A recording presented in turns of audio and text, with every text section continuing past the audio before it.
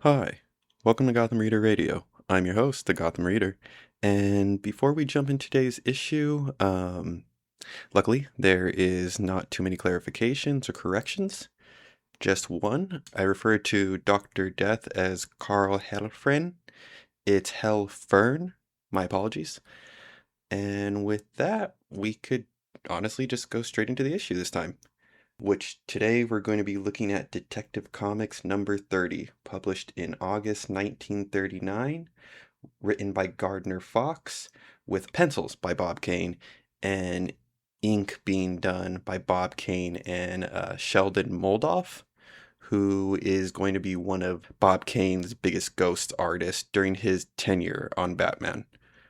And lastly, the title of the issue, The Return of Dr. Death. So you kind of could expect, or at least you have an idea of what to expect. For those who would like to read along, I once again am going to be using Batman Chronicles Volume 1. You could, of course, find it on the DC Universe as well. With that, let's just move to the front cover, which is another Fred Guardinier masterpiece. But in this case, it has nothing to really do with the Batman. But that being said, still a quite pulpy Detective Comics cover. As for the title splash in today's issue, it is definitely one of the more, I guess you could say, creative ones. We have a direct splash of Batman's face. And for those of you who have listened to past videos, you will know that I am personally a fan of the bigger ears, although in this one they do kind of look a little bit on the silly side, but still very, very fun title panel. As for our little blurb, we have, in the strange lives of those denizens of the hidden world of crime, the Batman, winged figure of vengeance, has become a menace. We then move to a panel which recaps our previous issue, which, for those of you who missed it, Batman faced off against his first ever supervillain, the dastardly Dr. Death, also known as Carl Helfern. He was a man who was attempting to ransom the wealthy of the world by using a deadly death pollen, but thankfully Batman foiled his plans and left him to burn to death in his mansion. We then see Bruce Wayne reading a issue of the newspaper in which he sees the headlines, "Strange Death Overcomes Man, Victim of Queer Disease Turns Purple, Doctors Baffled." Bruce Wayne comes to the immediate conclusion that this could only be the work of none other than his archnemesis, Dr. Death. Bruce Wayne then goes to the home of the deceased man to question the widow on what may have caused the death of poor Mr. Jones. Miss Jones informs Batman that his hunch was correct, that Mr. Jones was threatened by none other than Dr. Death. Unfortunately for Mr. and Mrs. Jones, they had lost all their money in the Depression, and due to that, Dr. Death had ended the life of Mr. Jones. But what Dr. Death didn't know at the time was that Mr. Jones was a collector of diamonds, and Miss Jones still had them protected in the safe, which she is planning to sell them herself to recoup some of their lost finances.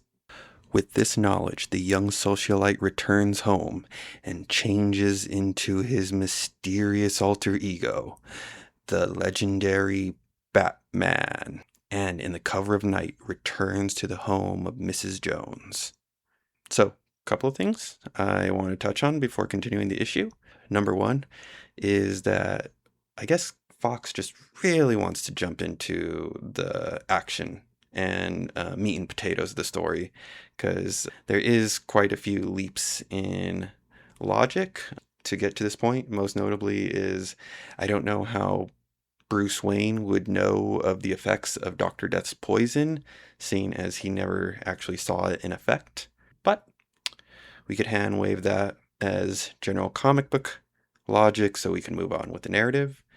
Number two is we get a look at Batman's vehicle, and much like Batman himself, the car does continue to evolve. where it was originally just like a red coupe. They specifically state that this is a high-powered roadster.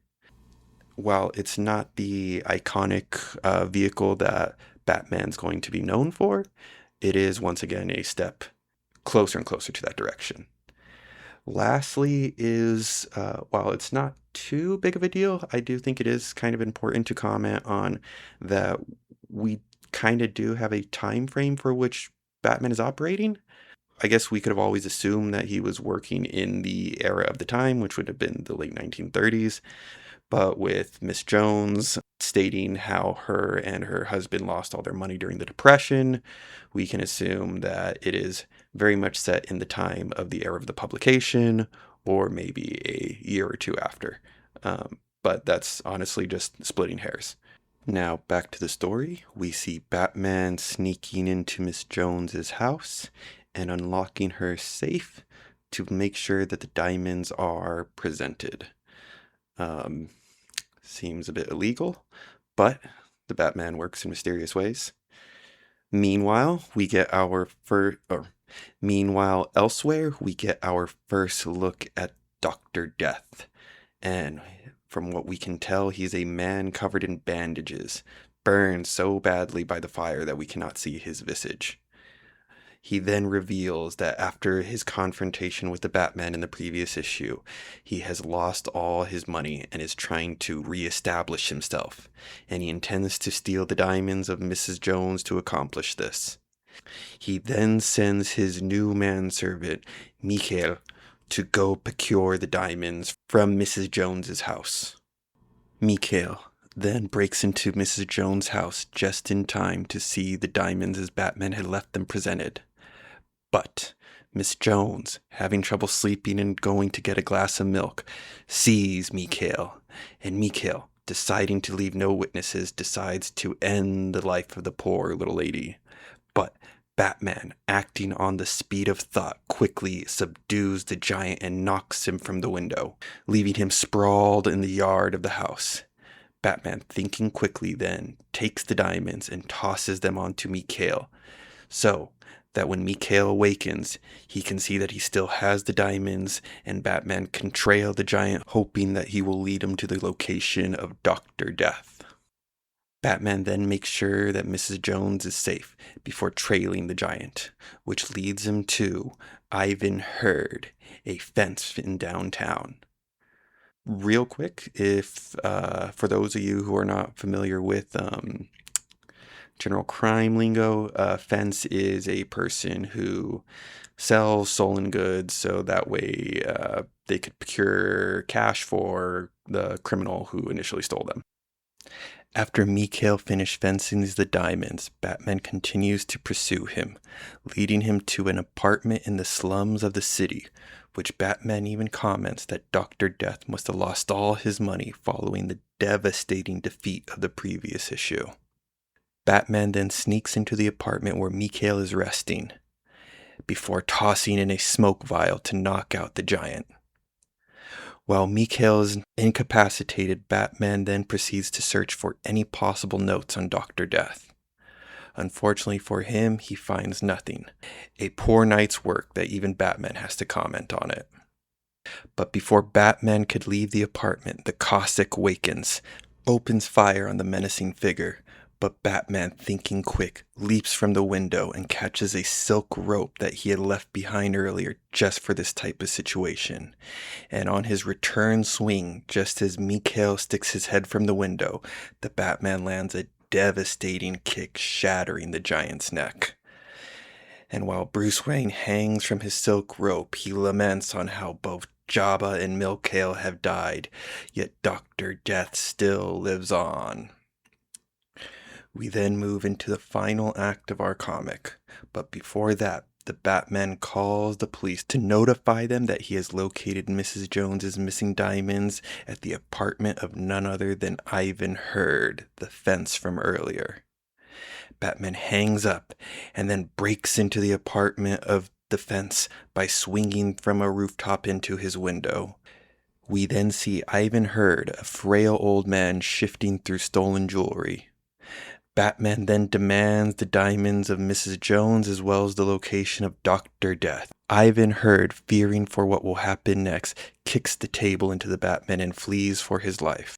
Thinking quickly, Batman lassos the old man and pulls him back to him, where we then see, after removing the wig and skin mask, Ivan Hurd is none other than the Dr. Death, who has the visage of a ghoul due to the burns he had suffered from the previous issue. Batman then lassos the Doctor, leaving him for the cops to procure him and Mrs. Jones's diamonds, while leaving a letter for the old lady, sending his salutations. And there we have it. That was Detective Comics number 30, The Return of Dr. Death. As usual, what are your thoughts? I do have a few. So, for complete transparency, this is most likely the first issue that I didn't really jive with for a couple of reasons. Number one, while this is only the second issue that we've had with Gardner Fox writing, it is quite obvious that Gardner Fox came from an older mentality of comic book narrative. You could kind of see it just the way he steamrolls past, I guess, just general logic. I know I commented it on earlier in the issue, but it is a bit jarring when we just jump into the issue and one or two things that are incredibly extraordinary occur to put Bruce Wayne in the situation to become the Batman. And while I do understand that these are comics, when we look at the first two issues, there's just a more, I guess, reasonable flow to the narrative, where with these last two issues with Fox at the helm, it seems he once again just kind of, hey, here's everything, now we're going to fight the bad guy. Which is perfectly fine. It's early comics, it's early capes. It doesn't have to have all the I's dotted and the T's crossed, if you know what I'm saying. But once again, it is just a bit on the jarring side. Number two is that while Dr. Death is an interesting villain, and while I don't think it's too surprising that we immediately return to him with the way that how the previous issue left the readers on a pseudo cliffhanger, the overall premise, it really didn't do Dr. Death any favors. The idea of him losing his fortune due to the interference of Batman is fairly interesting, and it is going to be a concept that is going to be revisited, including how does a superhero confront the Batman when they're broke. But unfortunately for these early issues, it kind of just makes Dr. Death look like a very basic level villain once he doesn't really have anything going for him. Like, sure, he still has Mikhail. He used the poison at the beginning again, but that was about it. Also, the ending with Bruce breaking into what seems to be, I guess, like a slum apartment to find the man from the previous issue who he had to infiltrate a mansion.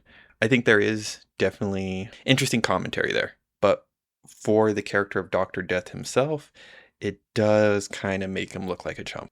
In my opinion, yours may vary. Lastly, the big thing I want to focus on in this issue is, as much as I love the art of the previous issue, the art in this issue is a bit lacking, to say the least.